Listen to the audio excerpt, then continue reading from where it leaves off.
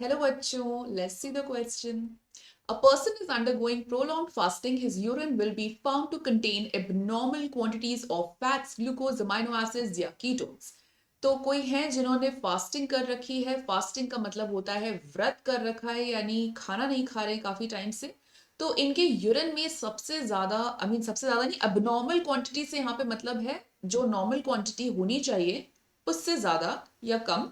लेकिन यहाँ पे हम अब नॉर्मल क्वांटिटीज की बात करें तो किसकी अब नॉर्मल क्वांटिटीज निकल करके आएंगी उनकी यूरिन में. Okay, so let's try to understand this. अब देखो नॉर्मल कंडीशन में क्या होता है. नॉर्मल कंडीशन में हमारी जो बॉडी होती है एनर्जी के लिए कार्बोहाइड्रेट्स को यूटिलाइज करती है.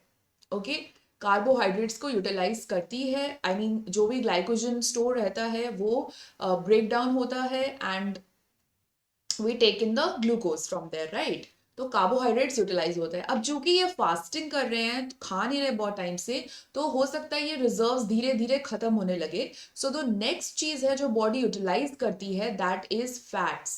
ओके, तो फैट्स जो है वो एक energy storage form of metabolic fuel है जो कि यूज होगा. एंड जब फैट्स का ब्रेकडाउन पाथवे आप देखोगे ना, जो beta oxidation pathway of fats होता है, तो उसमें तैयार होती है कीटोन बॉडीज. ओके, और कीटोन बॉडीज, अब मैं यहाँ पे पूरा बायोकेमिकल चार्ट तो नहीं बता रही हूँ आपको, लेकिन कीटोन बॉडीज की अगर हम बात करें तो तीन कीटोन बॉडीज जो कि बहुत ही बनते हैं वो है acetoacetate, acetone and beta hydroxy butyrate. Okay, so इनको कीटोन बॉडीज कहते हैं. तो अब क्या होगा कि जो यूरिन है उसमें इनकी मात्रा ज्यादा नजर आने लगेगी, ज्यादा होगी एबनॉर्मल क्वांटिटीज. ठीक है, क्यों होगी? क्योंकि हमारी बॉडी अब फैट की ऑक्सीडेशन कर रही है, कार्बोहाइड्रेट्स की नहीं, बिकॉज वो रिजर्व हो सकता है खत्म हो रहे हो. ठीक है, तो इसीलिए इसका आंसर होगा कीटोन्स, राइट. और इसको अगर बहुत ज्यादा कीटोन में निकलने लगे ना, तो हो सकता है कि वो कीटोनूरिया हो. ठीक है, कीटोनूरिया कहते हैं उसको.